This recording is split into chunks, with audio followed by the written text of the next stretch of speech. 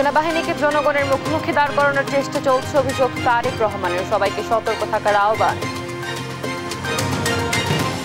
নোয়াখালীর হাতে এনসিপি নেতা হান্নান মাসুদের পথসভায় হামলা, 10 জন আহত, প্রতিবাদে রাজধানীতে বিক্ষোভ। ঘিরে ধোয়ামাছা শেষে পুরোপুরি প্রস্তুত জাতীয় স্মৃতিসৌধ। মহান স্বাধীনতা দিবসে রাষ্ট্রপতি, প্রধান উপদেষ্টা সহ শ্রদ্ধা জানাবেন সর্বস্তরের মানুষ।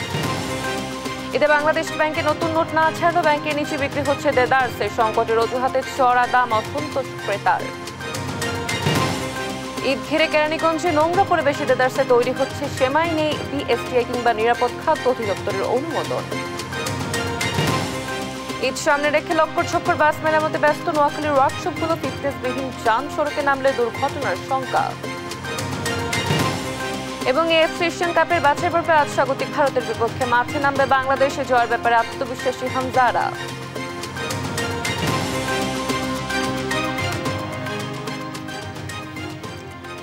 দেখছিলেন শিরোনামগুলো। সংবাদ সকালে আপনাদের সঙ্গে রয়েছে আমি অতসী সেন। এবারে বিস্তারিত। ষড়যন্ত্র করে সেনাবাহিনীকে জনগণের মুখোমুখি করার চেষ্টা হচ্ছে অভিযোগ করে সবাইকে ষড়যন্ত্র মোকাবেলায় সতর্ক থাকার আহ্বান জানিয়েছেন বিএনপির ভারপ্রাপ্ত চেয়ারম্যান তারেক রহমান। গণতন্ত্র প্রতিষ্ঠার দীর্ঘ আন্দোলন সংগ্রামের আত্মত্যাগের মূল্যায়নে প্রয়োজনে সবাইকে এক প্ল্যাটফর্মে আসার আহ্বানও জানান তিনি। বিস্তারিত সাইফুল রিপনের প্রতিবেদনে। বিশিষ্টজন সাংবাদিকদের সম্মানে সোমবার রাজধানীর লেডিস ক্লাবে ইফতার ও দোয়া মাহফিলের আয়োজন করে বিএনপির মিডিয়া সেল। এই দেশটাকে একটা জঙ্গিবাদ কিংবা সন্ত্রাসী রাষ্ট্রের তকমা দেওয়ার ক্ষেত্রে যে ষড়যন্ত্র বিশ্বব্যাপী রয়েছে তার বিরুদ্ধে আপনাদের অবস্থান হবে। সংক্ষিপ্ত বক্তব্যে অন্তর্বর্তী সরকারের সংস্কার কাজ দৃশ্যমান করতে প্রশাসনে অবস্থান নিয়ে থাকা পতিত ফ্যাসিস্টের দোসরদের সরিয়ে দেওয়ার আহ্বান জানান বিএনপির স্থায়ী কমিটির সদস্য মির্জা আব্বাস। এই সরকারকে বলতে চাই, যেই সংস্কার করে যাচ্ছেন এটা এখনো দেশের লোক দেখে নাই।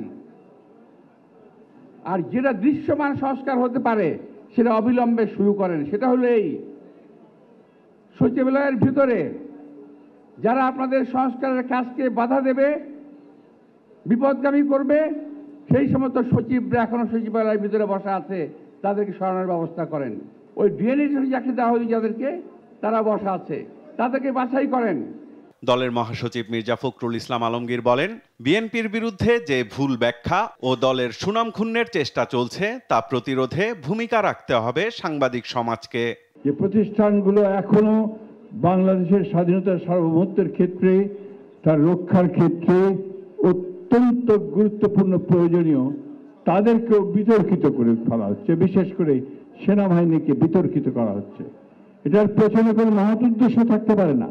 ভার্চুয়ালি যুক্ত হয়ে সেনাবাহিনীকে নিয়ে ষড়যন্ত্র মোকাবিলায় সবাইকে সতর্ক থাকার আহ্বান জানান বিএনপির ভারপ্রাপ্ত চেয়ারম্যান। সেনাবাহিনীকে জনগণের মুখোমুখি করানোর চেষ্টা করা হচ্ছে। আপনি একজন সাংবাদিক হিসেবে, আমি একজন রাজনৈতিক কর্মী হিসেবে আমরা এতটুকু বুঝি যে এটি পিছনে নিশ্চয়ই কোনো ষড়যন্ত্র আছে। আমরা সকলে মিলে দেশপ্রেমিক থেকে মানুষ, আমরা সকলে মিলে যদি সচেতন থাকি, সচেষ্ট থাকি, অবশ্যই আমরা এই ষড়যন্ত্র মোকাবেলা করতে সক্ষম হব। গণতান্ত্রিক আন্দোলনের ত্যাগের মূল্যায়নে সবাইকে এক প্ল্যাটফর্মে আসার আহ্বানও জানান তারেক রহমান। প্রতিটি মানুষের এই উৎসর্গ যেন সার্থক, তার জন্য আমাদের সকলকে এক প্ল্যাটফর্মে এসে আমাদের সকলকে সচেতন থাকতে হবে। আমাদের সকলকে নিজ নিজ অবস্থায় যার যার ভূমিকা পালন করতে। দেশের মানুষের গণতান্ত্রিক অধিকার প্রতিষ্ঠা বিএনপির একমাত্র লক্ষ্য বলেও মন্তব্য করেন বিএনপির ভারপ্রাপ্ত চেয়ারম্যান। সাইফুল রিপন, দেশ টিভি, ঢাকা। নোয়াখালীর হাতে জাতীয় নাগরিক পার্টির জ্যেষ্ঠ যুগ্ম সমন্বয়ক আব্দুল হান্নান মাসুদের পথসভায় হামলার ঘটনা ঘটেছে। সোমবার সন্ধ্যায় উপজেলার জাহাজমারা বাজারে এ ঘটনা ঘটে। এর প্রতিবাদে তাৎক্ষণিক রাস্তায় বসে অবস্থান কর্মসূচি পালন করেন আব্দুল হান্নান মাসুদ। এ ঘটনায় দুপক্ষের 8 থেকে 10 জন আহত হন। এ সময় জাতীয় নাগরিক পার্টির হাতিয়া প্রতিনিধি মোহাম্মদ ইউসুফ জানান, সন্ধ্যার পর পূর্ব নির্ধারিত পথসভায় বক্তব্য রাখছিলেন এনসিপির যুগ্ম সমন্বয়ক আব্দুল হান্নান মাসুদ। এ সময় 30 থেকে 40 জনের একটি দল অতর্কিতভাবে হান্নান মাসুদ ও তার সহযোগীদের উপর হামলা চালায়।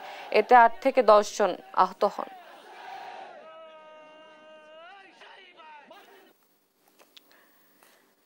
জুলাই আগস্ট গণঅভ্যুত্থানে মামলার তদন্ত ও আসামি গ্রেপ্তারে ধীরগতি নিয়ে অসন্তোষ জানিয়েছে ট্রাইব্যুনাল। সেই সঙ্গে জনবল বাড়ানোর তাগিদও দেওয়া হয়েছে। এদিকে দ্রুততম সময়ে বিচারের দাবিতে ট্রাইব্যুনালের সামনে বিক্ষোভ করেছেন শহীদ পরিবারের সদস্য আহতরা। আওয়ামী লীগকে নিষিদ্ধের দাবিও জানান তারা। তারেক মাহমুদ সুজনের রিপোর্ট। 2016 সালে কল্যাণপুরে জাহাজ বিল্ডিং নামের একটি বাসায় জঙ্গি নাটক সাজিয়ে 9 জনকে হত্যা করে আইনশৃঙ্খলা বাহিনী। এই অভিযোগে সাবেক আইজিপি শহীদুল হক, সাবেক ডিএমপি কমিশনার আসাদুজ্জামান মিয়া সহ 3 জনকে কারাগারে পাঠানোর নির্দেশ দিয়েছেন আন্তর্জাতিক অপরাধ ট্রাইব্যুনাল। সেই সঙ্গে রামপুরায় কার্নিশে ঝুলন্ত যুবককে দফায় দফায় গুলির ঘটনায় তদন্ত প্রতিবেদন 1 মাস ও মিরপুরে আরেকটি হত্যা মামলার তদন্ত প্রতিবেদন 3 মাসের মধ্যে দাখিলের নির্দেশ দেন আদালত। শুনানিতে জুলাই গণঅভ্যুত্থানের ঘটনায় দায়ের করা মামলা ও আসামি গ্রেপ্তারের সংখ্যা নিয়ে অসন্তোষ প্রকাশ করেন ট্রাইব্যুনাল। এত বড় অপরাধ হয়েছে, এত মানুষ মারা গিয়েছে, মাত্র 100 কতজনকে আপনারা গ্রেপ্তার করেছেন, সেটা তো যথেষ্ট নয় বলে তারা মনে করছেন। ক্রস ফায়ারের নামে যে বিচার বহির্ভূত হত্যাকাণ্ডগুলো চালু ছিল, সেখান থেকে তারা সমালোচনার মুখে এক ধাপ সরে এসে বিভিন্ন বাড়িতে লোকদেরকে আটকে রেখে হত্যা করে তারা জঙ্গি সেখানে জড়ো হয়েছিল এই মর্মে তারা প্রচার করে এবং এই ধরনের অনেকগুলো ঘটনার সাক্ষ্য প্রমাণ এই তদন্ত সংস্থা হাতে এসেছে। এই আইজিপি শহীদুল হক সহ আসাদুজ্জামান মিয়া তারা নিজেরা সেখানে ঘটনাস্থলে উপস্থিত ছিলেন। তাদের নির্দেশনায়, পরিকল্পনায় এই জঘন্যতম হত্যাকাণ্ডটি বাস্তবায়ন হয়। এদিকে জুলাই গণহত্যার দ্রুত বিচারের দাবিতে আন্তর্জাতিক অপরাধ ট্রাইব্যুনালের সামনে বিক্ষোভ করেছেন শহীদ পরিবারের সদস্য ও গণঅভ্যুত্থানের আহতরা। একই সঙ্গে আওয়ামী লীগকে নিষিদ্ধের দাবিও জানান তারা। গণহত্যাকারী এই দলকে অবশ্যই দেশ থেকে নিষিদ্ধ করতে হবে। বিচার নামে যে রঙ্গমঞ্চ তৈরি করা হয়েছে ট্রাইব্যুনালে, সেখানে কাকে ফাঁসি দিবে আসামি যদি গ্রেফতার না করে? আজ আমি পটাপটাই করতেছি, আমার সোনার বিচার চাই আমি। এ সময় বিচারের কাজ দ্রুতগতিতে করার আশ্বাস জানিয়েছেন প্রসিকিউটর গাজী এম.এইচ. তামিম। একটা কোর্টে এই 4 মাসে 150 জনের বিচার হচ্ছে, কিন্তু 150 জনের বিচার করলে হবে? যেখানে শহীদই হলো 1400, শহীদ 1400 হলে তো 14,000 আসামি হওয়া উচিত। 14,000 আসামি হওয়া উচিত শুধু শহীদদের জন্য, আর 20,000 আহত হলে 2 লাখ আসামি হওয়া উচিত।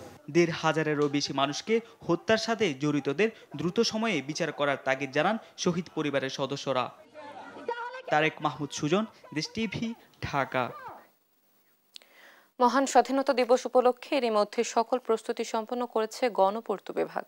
প্রস্তুত রয়েছে আইনশৃঙ্খলা বাহিনীর বহিস্তর নিরাপত্তা ব্যবস্থা। স্বৈরাচারী সরকারের পতনের পর স্মৃতিসৌধ থেকে সরিয়ে ফেলা হয়েছে শেখ মুজিবুর রহমানের ভিত্তিপ্রস্তর ফলক সহ সব প্রতিকৃতি। সহকর্মী দেওয়ান ইমনের পাঠানো তথ্যছবিতে জানাচ্ছেন টুম্পা আফরোজ। 1971 সালের 25শে মার্চ পাকিস্তানি সামরিক বাহিনী নিরপরাধ ও ঘুমন্ত বাঙালির উপর চালানো হত্যাযজ্ঞের মধ্য দিয়ে 26শে মার্চ আসে স্বাধীনতার ঘোষণা। শুরু হয় মহান মুক্তিযুদ্ধ। সারা দেশে ওড়ে স্বাধীন বাংলার পতাকা। মহান স্বাধীনতা দিবস উপলক্ষে জাতীয় স্মৃতিসৌধের সৌন্দর্য বর্ধন সহ ধোয়া মোছার কাজ এরই মধ্যে শেষ করেছে গণপূর্ত বিভাগ। জাতির শ্রদ্ধা নিবেদনের জন্য এখন পুরোপুরি প্রস্তুত জাতীয় স্মৃতিসৌধ। 26শে মার্চ উপলক্ষে ফুলের কাজ করতেছি, বিভিন্ন ধরনের টপ লাগাইতেছি, সাজগোজ করে রাখা। এটা আমাদের 26শে মার্চ যে একটা স্বাধীনতা দিবস উদযাপিত হতে যাচ্ছে সেই উপলক্ষে আমরা এখানে সারা বছর কাজ করে যে মজা না পাই, কোনো অনুষ্ঠানের যে সময় যে কাজটা করা হয়, এই কাজ করতে আমার মনটা খুব ফ্রেশ হয়ে যায়, ভালো লাগে। সাভার স্মৃতিসৌধ মহামান্য রাষ্ট্রপতি, মাননীয় প্রধান উপদেষ্টা, মাননীয় উপদেষ্টা মণ্ডলী সহ লক্ষ লক্ষ জনতার শ্রদ্ধা নিবেদনের জন্য পুরোপুরি প্রস্তুত রয়েছে। মহান স্বাধীনতা দিবস উপলক্ষে রাষ্ট্রপতি মোহাম্মদ শাহাবুদ্দিন ও অন্তর্বর্তী সরকারের প্রধান উপদেষ্টা ডক্টর মোহাম্মদ ইউনুস শ্রদ্ধা জানানোর পর জাতীয় স্মৃতিসৌধ সর্বসাধারণের জন্য উন্মুক্ত করা হবে।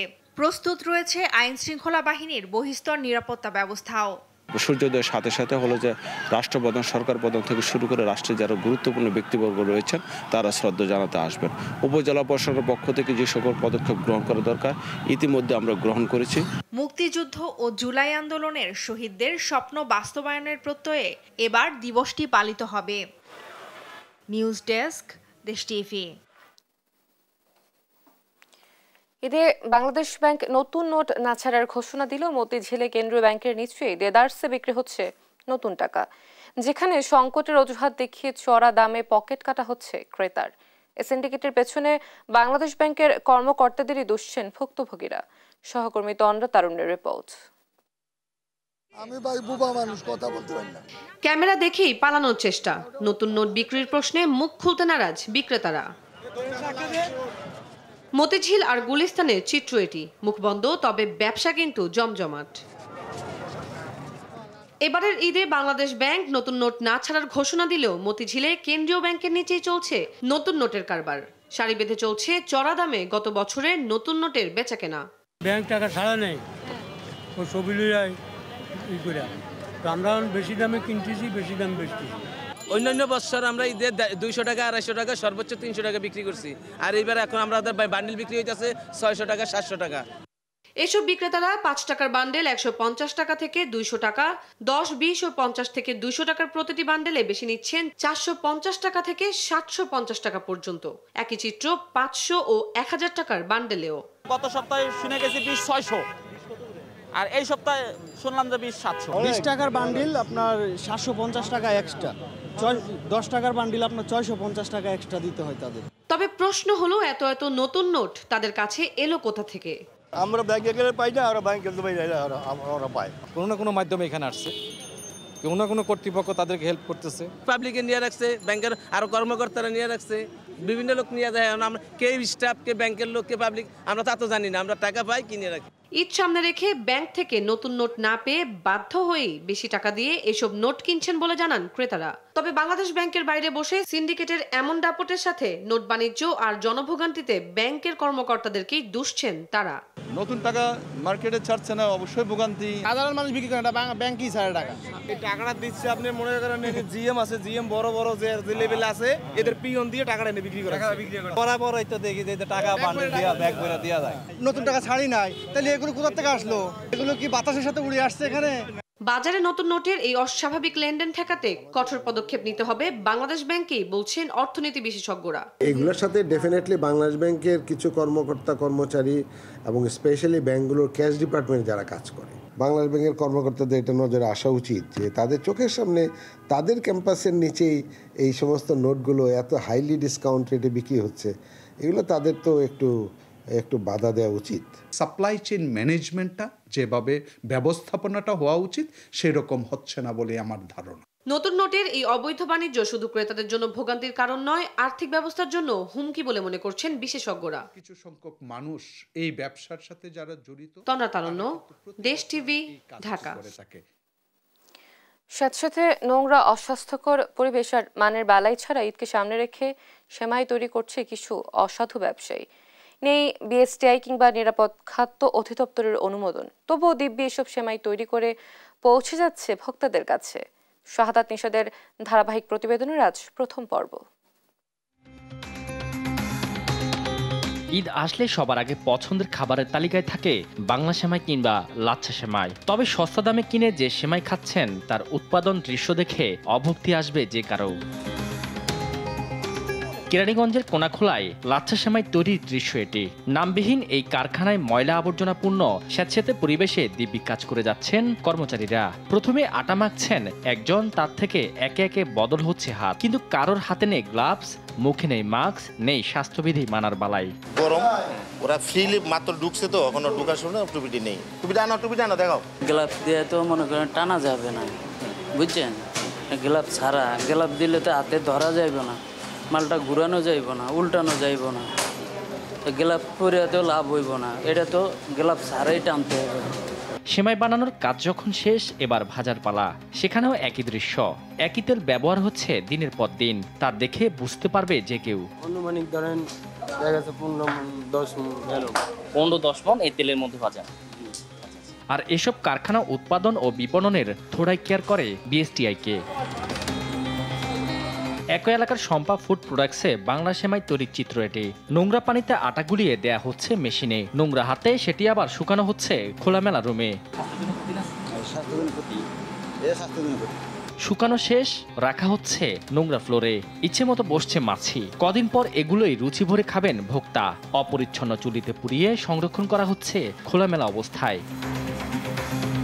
চুরি তো চুরি, আবার সেনা চুরি। অস্বাস্থ্যকর বানাচ্ছে, আবার অকপটে স্বীকারও করছে কর্মচারীরা। স্বাস্থ্যের জন্য ক্ষতিকর, যে গরম রাখা যায়, আমাদের কোম্পানিতে আমরা রাখি, কিন্তু এখন রাখি না, মানে একটু গরম তো এই জন্য।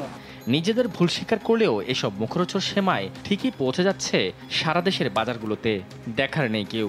ঈদুল ফিতরকে সামনে রেখে মোড়কে যে সেমাইগুলো পৌঁছে যাচ্ছে আপনার হাতে, কেরানীগঞ্জের বিভিন্ন কারখানায় অস্বাস্থ্যকরভাবে তৈরি হচ্ছে এসব সেমাই, যা আপনার স্বাস্থ্যের জন্য ডেকে আনছে চরম হুমকি। সাদাত নিশাত, দেশ টিভি, কেরানীগঞ্জ। আগের চেয়ে ভালো আছেন ক্রিকেটার তামিম ইকবাল। বিকেএসপিতে ডিপিএলের ম্যাচ চলাকালে হার্ট অ্যাটাকে আক্রান্ত হলে দ্রুত তাকে নেওয়া হয় পাশের কেপিজে স্পেশালাইজড হাসপাতালে। সেখানকার কার্ডিয়াক কেয়ার বিভাগে তামিমের হার্টে পরানো হয় রিং। এরপর জ্ঞান ফিরলে কথা বলেন পরিবারের সদস্যদের সঙ্গে। তবে তার জটিলতা পুরোপুরি না কাটায় নিবিড় পর্যবেক্ষণে রাখা হচ্ছে বলে জানিয়েছেন চিকিৎসকরা। আরও জানাচ্ছেন রাফিউল ইসলাম রাতুল। আচমকা এক খবরে দেশের ক্রিকেট অঙ্গন যেন থমকে গিয়েছিল। বিকেএসপি ডিপিএল এর খেলা চলাকালীন হার্ট অ্যাটাক হয় তামিম ইকবালের। সাভারের কেপিজি স্পেশালাইজড হাসপাতালে হার্টের রিং পরানোর পর এখন আগের তুলনায় ভালো আছেন তামিম। ইতিমধ্যে তার জ্ঞান ফিরেছে ও পরিবারের সদস্যদের সঙ্গেও কথা বলেছেন। গণমাধ্যমকে এমনটাই জানিয়েছেন বিসিবি পরিচালক মাহবুব আনান। তবে তামিমের জটিলতা পুরোপুরি কাটেনি বলে জানিয়েছেন চিকিৎসকরা। তাকে 72 ঘন্টা পর্যবেক্ষণে রাখা হয়েছে। এ নিয়ে দেশ টিভির সঙ্গে কথা বলেছেন কেপিজে হাসপাতালের পরিচালক ডক্টর রাজীব। জানান তামিমের জটিলতা পুরোপুরি কাটাতে কিছুটা সময় লাগবে। এটা হার্ট অ্যাটাক ছিল, এনজিওপ্লাস্টি হয়েছে, একটা স্টেন্ট লাগছে, আল্লাহর রহমতে ভালোভাবে করা গেছে। তারপরেও যেহেতু কন্ডিশনটা যখন এসেছিলেন তখনই ক্রিটিক্যাল ছিল, আমরা এখনো ক্রিটিক্যাল লেভেলেই ওনাকে রাখতেছি আর কি। অ্যাটলিস্ট 24 to 48 আওয়ার্স অ্যাটলিস্ট লাগে। তো সেখানে আমরা একটু এক্সটেন্ডেড ধরছি, 72 ঘন্টা মনে করেন যে একটু ক্রিটিক্যাল থাকেই আসলে, কিন্তু আগের থেকে উনি ইমপ্রুভ করছেন। এর আগে মাঠে অসুস্থ হওয়ার পর দ্রুতই তামিমকে নিয়ে যাওয়া হয় সাভারের কেপিজে স্পেশালাইজড হাসপাতালে। দুবার হার্ট অ্যাটাকের পর হাসপাতালের নিবিড় পর্যবেক্ষণ কেন্দ্রে রাখা হয় তাকে। সেখানে এনজিওগ্রাম করে তামিমের হার্টে ব্লক ধরা পড়ে। প্রায় 20 মিনিট সিপিআর দেওয়ার পর সচল হয় হার্ট। এরপর অপারেশন করে হার্টের রিং লাগিয়ে সিসিইউতে স্থানান্তর করা হয় তামিম ইকবালকে। রাফিউল ইসলাম রাতুল, স্পোর্টস ডেস্ক, দেশ টিভি। অন্য সব জায়গার মতো ফুটপাতের দোকানগুলোতেও জমে উঠেছে ঈদ কেনাকাটা। বিলাসবহুল শপিং মলে দাম তুলনামূলক বেশি থাকায় নিম্ন থেকে মধ্যবিত্তের ভরসায় গুলিস্তানের ফুটপাতের দোকানগুলো। সামর্থ্যের মধ্যে কিনতে পারছেন পছন্দের পণ্য। ফুটপাত ঘুরে রিপোর্ট করছেন কায়েস রাহাত। ঈদ যত কাছে আসছে ততই জমে উঠছে ঈদের কেনাকাটা। কেউ কিনছেন বিলাসবহুল শপিং মলের ব্র্যান্ডের দোকান থেকে, কেউ বা যাচ্ছেন ফুটপাতে। সাধ্য যেমনই হোক, ঈদের আনন্দে সামিল হতে সবারই চাই নতুন পোশাক। তাই ফুটপাতের দোকানগুলোতেও ভিড় করছেন ক্রেতারা। তবে বিক্রেতারা বলছেন বিগত মৌসুমের তুলনায় এবার ক্রেতা কিছুটা কম। জানালেন মূলত নিম্ন থেকে মধ্যম আয়ের মানুষেরাই তাদের প্রধান ক্রেতা। ঈদের যে পরিস্থিতি ভাই, কি কমবো ভাই, এই সময় তো ভাই কাস্টমারের জন্য দাঁড়াইতে পারতাম না। আর এই পর্যন্ত আমি সকাল থেকে 8-9 টাকা বেচছি। গতবারের তুলনার চেয়ে কম। মানুষ সব একবারে যাইব লেগা, কেনাকাটা পরে করবো, 25 তারিখ ছুটি দিয়ে দিবে এই জন্য। এদিকে ক্রেতারা বলছেন এসব দোকানে তুলনামূলক কম দামে পছন্দের পোশাক ও অন্যান্য পণ্য পাওয়ায় আসছেন তারা। তবে ঈদ উপলক্ষে এখানেও কিছুটা বাড়তি টাকা গুনতে হচ্ছে তাদের। খুব এখন ভালো না, মার্কেট তো খারাপ, দাম বেশি জিনিসের। একটু বাচ্চার দাম 350 টাকা। মানে আগের তুলনায় ঈদ উপলক্ষে একটু বেশি তো থাকেই, এটা তো বড় মানে হবেই আর কি। বিক্রেতাদের অভিযোগ ছিনতাইয়ের প্রবণতা বাড়ার কারণে কমেছে তাদের ক্রেতা। তবে শেষ মুহূর্তে বেচাকেনা আরও বাড়ার আশা তাদের। কায়েস রাহাত, দেশ টিভি, ঢাকা। ঈদকে ঘিরে ব্যস্ততা বেড়েছে সাভারের গাড়ির ওয়ার্কশপগুলোর। এসব ওয়ার্কশপগুলোতে এখন মেরামত হচ্ছে ফিটনেসবিহীন লক্কর ঝক্কর পরিবহন। সচেতন মহল বলছে এসব পরিবহনের কারণেই প্রতি বছর ঈদ যাত্রায় ঘটে নানা ধরনের দুর্ঘটনা। আর পুলিশ বলছে ফিটনেসবিহীন কোনো গাড়ি মহাসড়কে চলার সুযোগ নেই। সহকর্মী দেওয়ান ইমনের পাঠানো তথ্য ছবিতে জানাচ্ছেন অঙ্কন চৌধুরী। ঈদকে সামনে রেখে যেন দম ফেলার সুযোগ নেই সাভারের গাড়ি মেরামত কারখানা শ্রমিকদের। কেউ রং, আবার কেউ করছেন ঝালাইয়ের কাজ। লক্কর চক্কর আর দুর্ঘটনা শিকার গাড়িগুলোকে জোড়াতাল দিয়ে সড়কে নামাতে চলছে এই তৎপরতা। সাভারের নায়ারহাট, শ্রীপুর, হেমায়তপুর ও আমিনবাজার মিলিয়ে প্রায় অর্ধশতাধিক ওয়ার্কশপে চলছে এমন কর্মযজ্ঞ।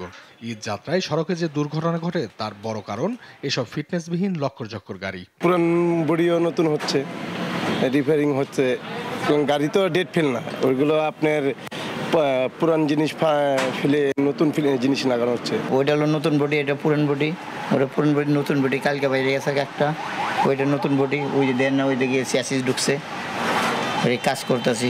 ঈদের সময় মানে গাড়ি অনেক তৈরি হয় নতুন করে, পুরানগুলো কিছু রিপেয়ারিং কাজ হয়, সেগুলো মনে করেন রং বাটিশ একবার নষ্ট হয়ে গেছে। গাড়িটারে মনে করেন আমরা ভিতরে নতুন বানালে, পুরান থাকলেও নতুন বানালে, আর যদি নতুন থাকে ওটারও মনে করেন নতুন বানালে। এখানে গাড়ি রং, পেন্টিং, ডেন্টিং আর নতুন বডি সমস্ত কিছু করা হইতেছে। ঈদ উপলক্ষে যেমন মানুষ নতুন কাপড় চোপড় কিনে, আমরা এরকম গাড়ির পুরান গাড়ি নতুনভাবে সাজিয়ে দিই, মানুষের দেশে যাতায়াত করতে সুবিধা হয়। সাভার হাইওয়ে পুলিশ বলছেন ফিটনেসবিহীন কোনো গাড়ি মহাসড়কে ওঠার সুযোগ নেই। এ বিষয়ে তৎপর রয়েছে আইন শৃঙ্খলা বাহিনী। কিছু অসাধু আমি বলবো ব্যবসায়ী, তারা ফিটনেসবিহীন গাড়িগুলোকে নতুন করে রং করে রাস্তায় নামানোর একটা পায়তারা করে, বা তারা রাস্তায় নামানোর চেষ্টাও করে। তো আমরা হাইওয়ে পুলিশ যেটা করব, এই গাড়িগুলোকে শনাক্ত করব এবং এই ধরনের ফিটনেসবিহীন গাড়ির বিরুদ্ধে আইন অনুযায়ী যে ব্যবস্থা আছে, ফিটনেস না থাকার কারণে ফিটনেসের মামলা প্রয়োজন বোধে আমরা আটক করব। শিল্পাঞ্চলে সাভার আশুলিয়া ঈদের ছুটির দিন ঘোষণার পরও বাড়ি ফেরা মানুষের ঢল নামে রাস্তায়। এই সুযোগকে কাজে লাগিয়ে অসাধু পরিবহন মালিকরা সড়কে নামিয়ে দেন জোড়াতেল দেয়া ফিটনেসবিহীন যানবাহন। দুর্ঘটনা রোধে এইসব গাড়ির বিরুদ্ধে ব্যবস্থা দেখতে চান যাত্রীরা। নিউজ ডেস্ক, দেশ টিভি।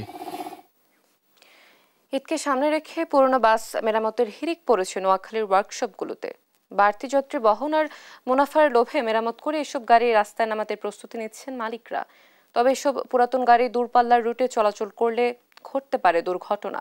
সহকর্মী মাওলা সুজনের রিপোর্ট, জানাচ্ছেন অঙ্কন চৌধুরী। বাসের রং জ্বলে গেছে, বডি নষ্ট হয়ে গেছে, আবার কোনোটির ইঞ্জিনের ত্রুটি, গাড়ির অন্যান্য যন্ত্রাংশের লক্ষর অবস্থা। তবুও ঈদ ঘিরে এইসব পুরানো বাস রাস্তায় নামাতে দিনরাত চলছে মেরামত কার্যক্রম। এমন অবস্থা নোয়াখালীর ওয়ার্কশপগুলোতে, যেন দম ফেলার ফুরসত নেই শ্রমিকদের।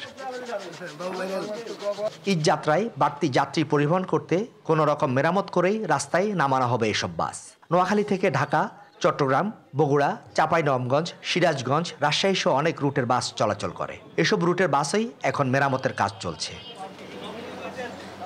পুরানো গাড়িগুলোকে মেরামত করে নতুনের মতো করা হচ্ছে। ঈদের বাজারে যাত্রী আকৃষ্ট করতে বাসের ডেকোরেশন ও রং সহ প্রয়োজনীয় মেরামত কাজ করা হচ্ছে। বিভিন্ন ত্রুটি থাকার কারণে আমরা এগুলো কাজ করি, রং করি, ঝকঝকে করে যাত্রী ভাইদের জন্য ভালো করে দেখার জন্য। যাত্রী কম হয়, প্যাসেঞ্জার হয় না, যার কারণে মালিকেরা গাড়িগুলো বসে কাজ করা। এই গাড়িগুলো আমরা রিপেয়ারিং এর কাজ আছে, রঙের কাজ আছে, বডির কাজ আছে, আমাদের লস দেখে আমরা গাড়িগুলো বসে কাজ করাইতেছি। ফিটনেসবিহীন গাড়ি যাতে রাস্তায় চলাচল করতে না পারে সেদিকে সজাগ দৃষ্টি রাখছে বিআরটিএ। এসব বিষয়ে বিআরটিএর অভিযান চলছে এবং তা অব্যাহত থাকবে। ফিটনেসবিহীন গাড়ি যাতে চলাচল করতে না পারে সেই লক্ষ্যে নোয়াখালী জেলা প্রশাসন, পুলিশ বিভাগ এবং ট্রাফিক ইউনিট এবং বিআরটিএ নোয়াখালীর সমন্বয়ে মোবাইল টিম সার্বক্ষণিক সচল থাকবে। একই কথা জানালেন নোয়াখালী ট্রাফিক পুলিশ পরিদর্শক। ফিটনেসবিহীন গাড়ির ব্যাপারে আমাদের অভিযান অব্যাহত আছে এবং ভবিষ্যতে অব্যাহত থাকবে। ঈদের যাত্রা সুন্দর, নিরাপদ এবং দুর্ঘটনা মুক্ত হবে, এমনটাই প্রত্যাশা সবার। মাওলা সুজন, দেশ টিভি, নোয়াখালী। দুরারোগ্য ব্যাধিতে আক্রান্ত পটুয়াখালীর রাঙামালির 2 সন্তানের জননী খাদিজা বেগম। অর্থের অভাবে মিলছে না উন্নত চিকিৎসা। বাবার বাড়িতে শয্যাশায়ী হয়ে কাতরাচ্ছেন তিনি। খাদিজার আকুতি, 2 শিশু সন্তানের জন্য হলেও বাঁচতে চান তিনি, ফিরতে চান স্বাভাবিক জীবনে। তাই সমাজের বিত্তবানদের দিকে চেয়ে আছে তার পরিবার। সাইদ ইব্রাহিমের তথ্যচিত্রে জানাচ্ছেন আব্দুল্লাহ আল মারুফ। পায়ের তালু থেকে হাঁটুর নিচ পর্যন্ত চামড়া খসে পড়েছে খাদিজার, বেরিয়ে এসেছে মাংসপেশি। দুর্গন্ধের কারণে তার কাছে যাওয়াও দুষ্কর। তবে 2 পায়ের যন্ত্রণার চেয়েও তাকে বেশি কষ্ট দিচ্ছে 2 শিশু সন্তানের অনিশ্চিত ভবিষ্যতের ভয়। বাবার বাড়িতে মশারিবন্ধী জীবন কাটছে খাদিজার। মাত্র 28 বছর বয়সেই মৃত্যুর দিকে যেন এগিয়ে যাচ্ছে এই তরুণী মা।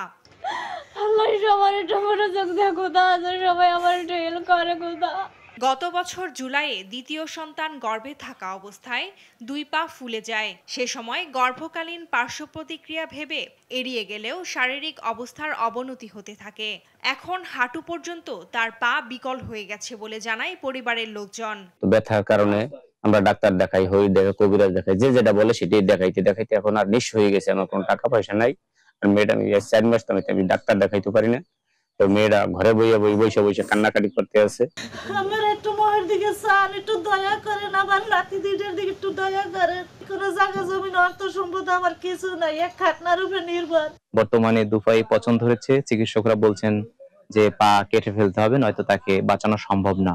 বিত্তবানদের খাদিজার পাশে দাঁড়ানোর অনুরোধ করেছেন স্বেচ্ছাসেবী সংগঠনগুলো। আমাদের সমাজের বিত্তবান যারা আছেন তাদের সবার প্রতি আমার অনুরোধ থাকবে যে আমরা আমাদের যার অবস্থান থেকে খাদিজার জন্য সহযোগিতা করি। আমরা আমাদের সহযোগিতার মাধ্যমে আমরা চাই খাদিজা 2টা বাচ্চা সহ খাদিজা যেন জীবিত থাকতে পারে। খাদিজার পাশে থাকার আশ্বাস দিয়েছেন উপজেলা নির্বাহী কর্মকর্তা।